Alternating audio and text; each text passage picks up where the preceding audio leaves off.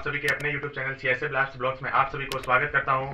तो एक नए वीडियो नए वैकेंसी को लेकर के फिर से आ गया हूं। तो आप सभी को नया साल के लिए हार्दिक हार्दिक स्वागत करता हूं। तो इस नए साल में नए रेलवे का वैकेंसी आ गया, जो कि हाल ही में मैंने कुछ दिन पहले आरपीएफ से रिलेटेड वीडियो डाला था कि वैकेंसी आएगी। तो देखिए वैकेंसी का नोटिफिकेशन जारी हो गया है, जो कि मैंने पिछले वीडियो में बताया था कि वैकेंसी कुछ ज़्यादा आएगी, लेकिन वैसा कुछ देखा नहीं गया है। वैकेंसी बहुत ही लमसम में नॉर्मल ही आई है, उसके मुताबिक में वैकेंसी बहुत ही कम ही मात्रा में आया है। तो चलिए देखते हैं कि आरपीएफ का जो नोटिफिकेशन जारी किया गया है उसका क्या क्या क्राइटेरिया, क्या क्या सिलेबस है। चलिए फुल डिटेल्स के बारे में सिलेबस को जानते हैं। और वीडियो अगर अच्छा लगता हो तो लाइक शेयर एंड कमेंट जरूर से जरूर करें। तो चलिए वीडियो को ज़्यादा देर ना करते हुए वीडियो को आगे बढ़ाते हैं। तो देखिए नया भर्ती रेलवे का आरपीएफ की तरफ से आ गया है, जो कि टोटल वैकेंसी आरपीएफ कांस्टेबल और एसआई के टोटल कांस्टेबल लेवल और एसआई लेवल में वैकेंसी को देखने को मिला है। जो कि मैंने बताया था कि कांस्टेबल का बहुत ज़्यादा था पहले वीडियो में, लेकिन ऐसा है कुछ देखा नहीं गया। बहुत ही कम वैकेंसी दिया है कांस्टेबल का भी और एसआई का भी। तो चलिए वीडियो को ज़्यादा लेट नहीं करते हुए देखते हैं कि कितना वैकेंसी टोटल दिया है, क्या क्या सिलेबस है, क्या क्या मेडिकल होगा, क्या क्या उसका क्राइटेरिया, क्या डीबी, सब चीज़ हमें A to Z प्रोसेस देखते हैं। तो देखिए इसमें टोटल पोस्ट आरपीएफ की तरफ से आरपीएफ कांस्टेबल का टोटल 2200 पद निकाला गया, 2200 पद, ठीक है।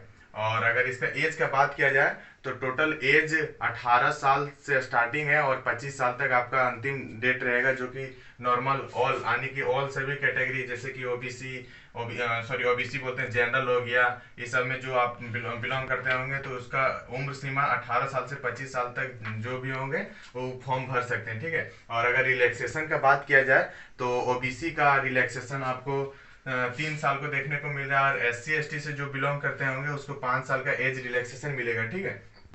तो चलिए देखते हैं कि इसका एलिजिबिलिटी क्राइटेरिया क्या है, यानी कि आरपीएफ का एलिजिबिलिटी क्राइटेरिया क्या है, आरपीएफ का फॉर्म कौन भर सकता है। तो आरपीएफ को फॉर्म भरने के लिए आपको मात्र 10वीं पास होना चाहिए। 10वीं पास, अगर आप 3rd डिवीजन से भी पास आउट हैं तो आप आरपीएफ का फॉर्म यानी कि कांस्टेबल लेवल का आराम से भर सकते हैं। तो चलिए इसमें मात्र आपका एलिजिबिलिटी क्राइटेरिया 10वीं पास मांगा गया है। और इसका सिलेबस का अगर बात किया जाए तो मैंने प्रीवियस वीडियो में भी बताया था, वही सेम सिलेबस है। तो चलिए फिर से सिलेबस को हम देख लेते हैं रिकवर करके। तो देखिए इसका सिलेबस का बात किया जाए तो वही सेम है कि 120 क्वेश्चन, 120 मार्क्स रहेगा, और फिर 90 मिनट्स में आपको 120 मतलब क्वेश्चन कवर करना है, और 1/3 का नेगेटिव मार्किंग है। और इसका सब्जेक्ट का बात किया जाए तो कि कौन कौन सा सब्जेक्ट से आरपीएफ कांस्टेबल में क्वेश्चन पूछेगी। तो चलिए देखते हैं कि इसमें रीजनिंग से आपका रीजनिंग से 35 क्वेश्चन, 35 मार्क्स, यानी कि 1 नंबर 1 क्वेश्चन रहेगा। और उसके बाद मैथ का अगर बात किया जाए तो 35 क्वेश्चन 35 मार्क्स रहेगी। और उसके बाद जीके जीएस का बात किया जाए तो 50 क्वेश्चन 50 मार्क्स की रहेगी, ठीक है। तो ये चीज़ मैंने प्रीवियस वीडियो में भी बताया था, लेकिन फिर से हम रिपीट कर देते हैं ताकि अच्छा से समझ लें। और अगर किसी भी प्रकार से आप लोगों को डाउट हो आरपीएफ से रिलेटेड या तो कोई भी वैकेंसी से रिलेटेड, तो आप कमेंट बॉक्स में कमेंट जरूर से जरूर कीजिएगा। और अगर कमेंट अगर ना कर पाऊँ तो वीडियो के माध्यम से फिर से मैं वीडियो बना के ले आऊँगा आप लोगों का कमेंट जो रहेगा सो, ठीक है। तो चलिए देखते हैं इसमें कि फिजिकल एलिजिबिलिटी क्राइटेरिया क्या है, यानी कि आरपीएफ का जो कांस्टेबल जो वैकेंसी है उसका फिजिकली क्या है, फिजिकल क्या क्या मांगेगा, ठीक है। तो अगर हाइट का मैं बात करूं तो मेल लोगों का 165 सेंटीमीटर मांगता है, फीमेल लोगों का 157 सेंटीमीटर मांगता है, ठीक है। और वही SC ST का बात किया जाए मेल लोगों के लिए तो 160 सेंटीमीटर मांगता है, और फीमेल लोगों के लिए 152 सेंटीमीटर मांगता है, ठीक है। उसके बाद फिर मैं बात करूं कि चेस्ट कितना मांगता है, तो मेल लोगों के लिए चेस्ट 80 सेंटीमीटर चेस्ट मांगता है, ठीक है। और आपको चेस्ट को फुलाना पड़ेगा 5 सेंटीमीटर, यानी कि फुला के 85 सेंटीमीटर टोटल होना चाहिए, ठीक है। और फीमेल लोगों का चेस्ट नहीं मांगता, ठीक है। फीमेल लोगों को कोई चेस्ट नहीं मांगा जाता है। उसी तरह से SC ST लोगों का बात किया जाए कि कितना चेस्ट मांगता है, ठीक है। तो SC ST लोगों के लिए 76.2 रहना चाहिए, और फुलाकर 81.2 सेंटीमीटर होना चाहिए, ठीक है, सांस को फुलाने पर। उसके बाद अगर रनिंग का बात किया जाए तो मेल लोगों के लिए 160 मीटर, यानी 160 मीटर आपको रनिंग करना है 5 मिनट 45 सेकंड में। और वही फीमेल लोगों का बात किया जाए कि रनिंग कितना मांगता है, तो फीमेल लोगों का 800 मीटर 3 मिनट 40 सेकंड में आपको कंप्लीट करना है। उसके बाद अगर हाई जंप का मैं बात करूं तो मेल लोगों का हाई जंप आरपीएफ कांस्टेबल में कितना मांगता है, तो हाँ आपका हाई जंप 4 फीट होना चाहिए, और फीमेल लोगों के लिए 3 फीट होना चाहिए, ठीक है। और वही बात करूं कि लॉन्ग जंप कितना मांगता है, तो लॉन्ग जंप का अगर बात करूं तो 14 फीट मेल लोगों के लिए, और फीमेल लोगों के लिए 9 फीट लॉन्ग जंप मांगता है, ठीक है। तो चलिए ये रहा आपका आरपीएफ कांस्टेबल का क्या क्या क्राइटेरिया है। अगर हम आरपीएफ कांस्टेबल का सैलरी का अगर बात करें तो कितना सैलरी मिलता है, तो देखिए इसका पे स्केल यानी कि आपका 21,700 आपका बेसिक पे रहेगा। इसके बाद आपका अगर लेवल का बात करें कि आरपीएफ कांस्टेबल में कितना लेवल का मतलब पैसा मिलता है, कितना लेवल तक का, तो आपका लेवल 3 का पेमेंट मिलता है। और अगर इसमें बात करें कि 21,700 से आपका सैलरी स्टार्ट है, यानी कि बेसिक पे इसका आपका 21,700 है।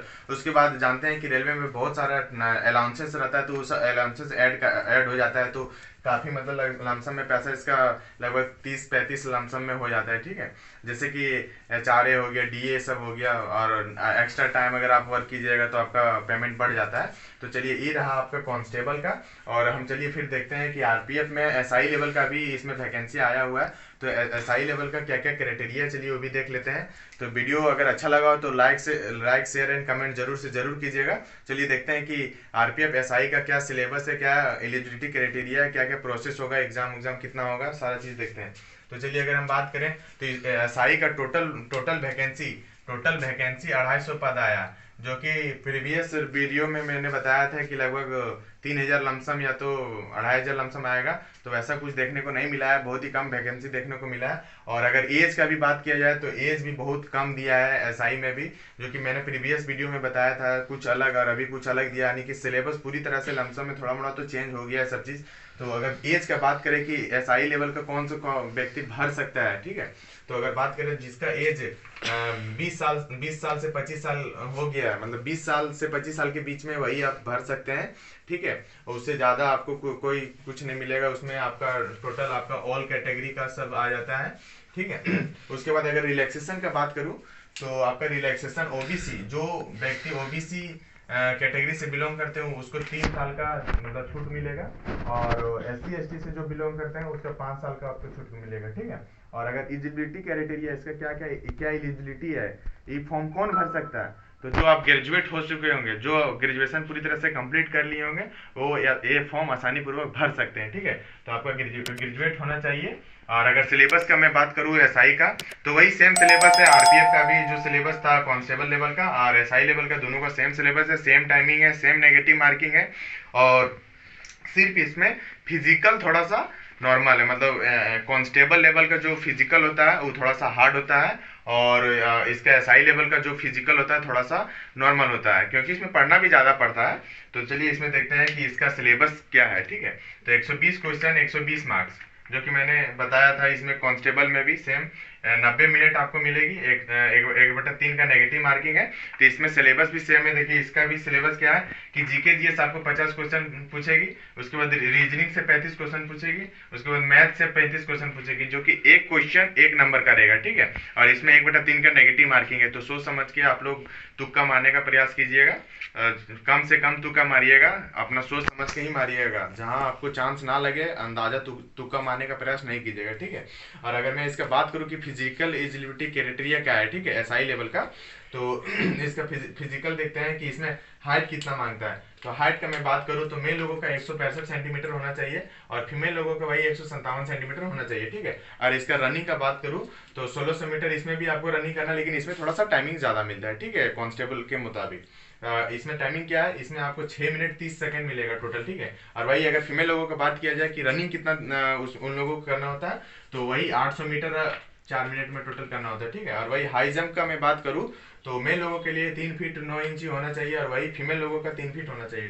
टोटल। ठीक है, और वही बात करूं कि लॉन्ग जंप कितना होना चाहिए, तो मेल लोगों के लिए वही 12 फीट होना चाहिए, और फीमेल लोगों के लिए 9 फीट। ठीक है, और इसका चलिए इतना फिजिकली एलिजिबिलिटी क्राइटेरिया है। अब इसमें देखते हैं कि इसका प्रोसेस क्या है, यानी कि आपको SI बनिएगा या तो आरपीएफ कांस्टेबल बनिएगा, तो इसका प्रोसेस क्या है, क्या किन किन प्रोसेस से आपको गुजरना पड़ेगा, तब जाके मतलब आप आरपीएफ कांस्टेबल या तो SI में सिलेक्शन हो जाइएगा। तो इसका अगर बात करें सिलेक्शन प्रोसेस क्या क्या है, तो सिलेक्शन प्रोसेस का अगर बात करूँ तो पहले आपका CBT एग्जाम होगा, कंप्यूटर बेस्ड टेस्ट पहले होगा। उसके बाद PET और PMT, तो PET और PMT का अगर बात करूँ तो PET रनिंग वनिंग जो होता है ना, तो यही PET और PMT मेडिकल सारा चीज़ हो जाएगा। ठीक है, PET और PMT इसी का नाम है। और अगर बात करूँ उसके बाद थर्ड में आपका होगा डीवी, डॉक्यूमेंट वेरिफिकेशन।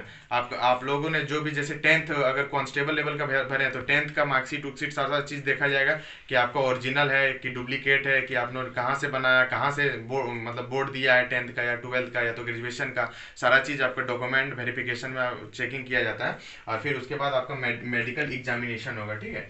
तो अगर फिर इसका अगर हम बात करूँ कि एसआई यानी कि आरपीएफ एसआई का क्या सैलरी है, कितना सैलरी मिलता है, तो सैलरी की अगर बात करूँ तो इसका पे स्केल 35,400 है, ठीक है। और इसमें लेवल 6 का पे आउट मिलता है, यानी कि लेवल 6 का आपको पेमेंट मिलेगा।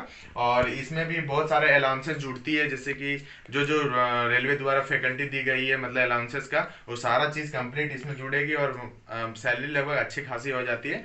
तो अगर वीडियो अच्छा लगा हो तो लाइक शेयर एंड कमेंट जरूर से जरूर कीजिएगा। और आप लोग ज़्यादा देर नहीं कीजिए, ये अगर इसका बात करें कि इसका अप्लाइंग डेट कब से होने लगेगा, ठीक है। अप्लाइंग डेट का अगर बात करूँ तो आप बहुत जल्द जनवरी महीने के अंदर में ही आपका अप्लाइंग डेट आ जाएगा। अभी तो ये फिलहाल आपका मतलब जो एगो आरपीएफ के द्वारा मतलब रिक्रूटमेंट निकाला जाता है, क्या क्या किन किन प्रोसेस से गुजरना पड़ेगा, वो आपका फॉर्म जारी कर दिया गया, यानी कि ठीक है नोटिस जारी कर दिया गया। बाकी बात बहुत जल्द आप लोग का अप्लाइंग डेट आ जाएगा। तो अप्लाइंग डेट आ जाएगा तो आप लोग अभी से ही तैयारी करना स्टार्ट कर दीजिए। अगर तैयारी में आप लोग जैसे कि थोड़ा सा आप लोग वेट कीजिएगा कि अप्लाई डेट आएगा तब मैं फॉर्म भरूंगा तब मैं स्टार्ट करूंगा, तो आप बहुत ज़्यादा लेट हो जाएंगे, क्योंकि समय बहुत कम है और बहुत जल्द ही इसका एग्जामिनेशन होगा, बहुत जल्द होगा, इसका प्रोसेस बहुत जल्द होगा, क्योंकि लोकसभा का चुनाव है। आप लोग जाने रहे कि लोकसभा चुनाव है तो बहुत सारा आपको बहुत फास्ट प्रोसेस होगा। कोई भी एग्जामिनेशन को उठा लीजिए, बहुत फास्ट प्रोसेस करवा रही है, ठीक है। तो इसी तरह इंटरेस्टिंग वीडियो नए नए वैकेंसी से आप लोग अपडेट रहना चाहते हैं कि कौन सा वैकेंसी आया, कौन सा वैकेंसी क्या अप्लाइंग डेट, ये सब सारा चीज़ आप सिलेबस विलेबस अगर से बुक लिस्ट के बारे में आप लोग उससे वीडियो लेकर के आएंगे कि अगर आरपीएफ का अगर आप तैयारी कर रहे हैं तो कौन सा बुक से पढ़ें ताकि आपका सिलेक्शन अच्छा से अच्छा हो सके। तो वीडियो अच्छा लगा तो लाइक शेयर एंड कमेंट जरूर से जरूर कीजिए। धन्यवाद, जय हिंद।